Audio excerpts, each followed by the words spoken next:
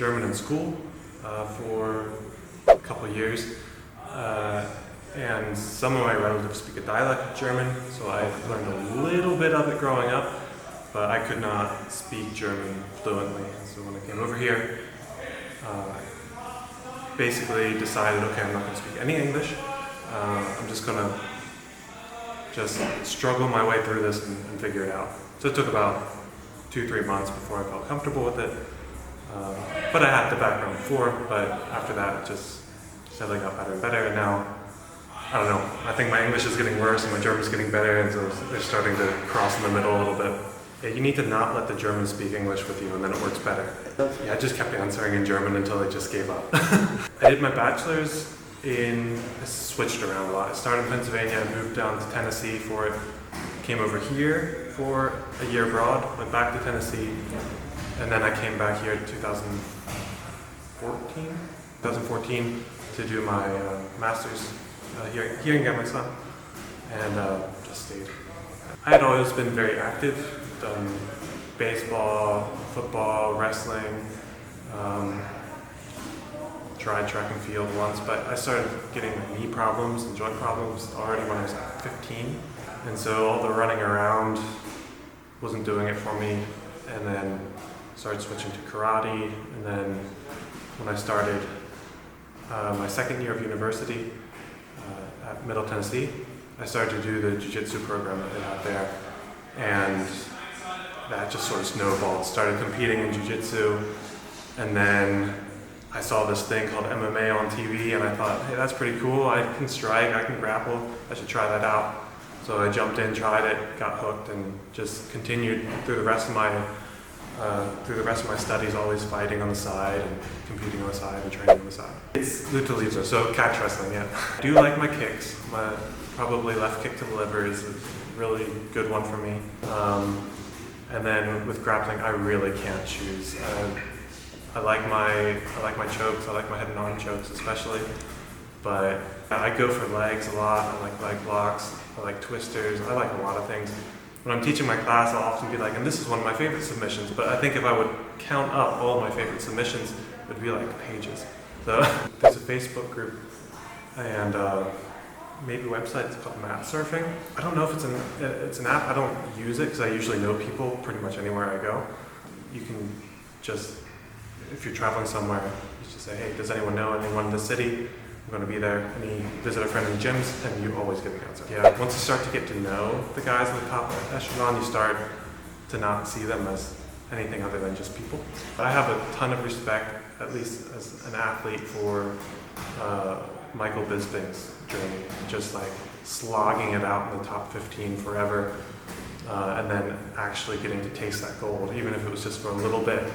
I think Michael's story is really inspirational. Just a dude who works really hard. Or Forrest Griffin. I like him as a person too. I think he's great.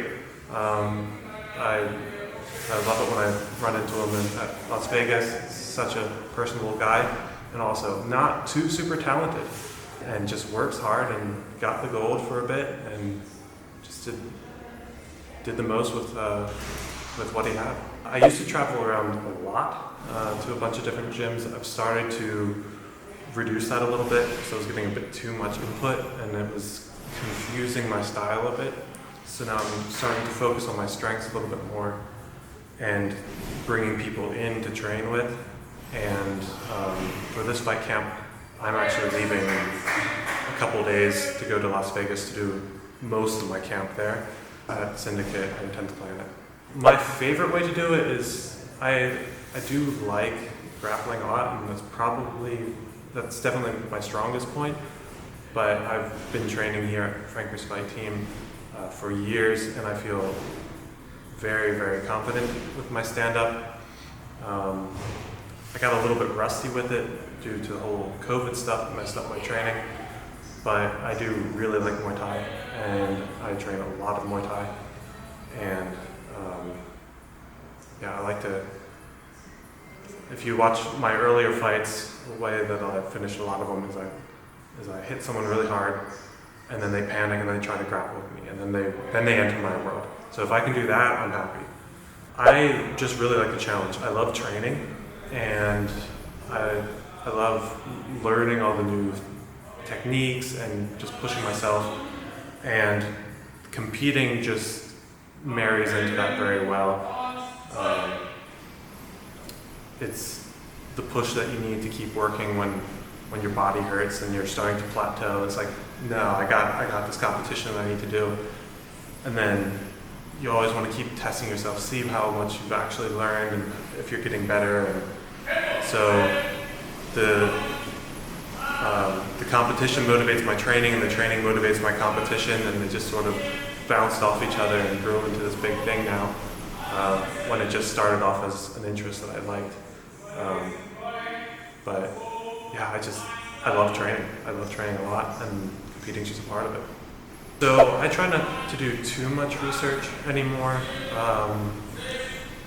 I like to watch a couple fights, have my coaches watch a couple fights as well, and we'll pick out some larger tendencies that we see and then just leave it. Because he's going to be in the gym every day. He's going to be working on him every day.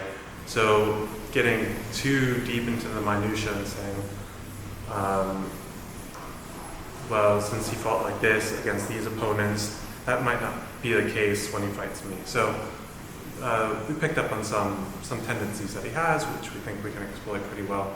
But I'm not going to sit there every night and just watch him and get too fixated on a certain strategy. I've done that in a couple of my other fights, and then just had the rug pulled out from under me when either the opponent was changed or the opponent adjusted well, and then right before the fight or in the fight, you need to then all of a sudden get your wits back together, and that's a bit disheartening and a little hard to do in the heat of the moment. Tendencies are hard to change, but details are easy to change. So you see that someone's always doing the same sort of thing, they're probably not going to change that in a short amount of time. So you see them improving it over a couple fights, but little details can change from fight to fight. The difference between a tendency and maybe a technical aspect would be, what are they doing when they're fresh? What are they doing when things are going well? And what are they doing when they're panicking, when they're tired? Panicking, when they're tired, things that they'll do every single fight, when they're not thinking about it. Those are the tendencies. Technical things when you're fresh and when you're doing well, there you're often in the situation where you can adjust and perform optimally, as opposed to just doing what you've always been doing, with the pros and cons of that, the things that you do well and the things that you do poorly. I'm a better grappler than most of them. I know I'm coming off of 2 submission losses in the UFC. That might sound a bit cocky, but I don't think there's a lot of people in my weight class that are better than me at grappling. I just think I fought both of them. Even one of them, I think I was showing that I was better than Marshart, but he's wily and he's good at what he does, and he caught me. But yeah, I don't think there's a lot of people in my weight class that are better at grappling than I am. I need to get a series of wins going, so I'm not looking past this fight. I need to get this win, I need to go in and I need to perform well. So anything beyond that, I'm just trying not to think about too much. I don't really care too much about what other people think of me. So it's not really so much about what sort of legacy I make. I just want to do the best I can, get as far as I can, and I want to do it my way with my people. Thanks for watching. If you made it this far, go ahead and give us a like and subscribe to support the channel. It doesn't cost you anything, but will help us create more content for the channel. If you want to see more UFC fighter training footage, drop a comment below and I'll post more training footage. See you in the next video.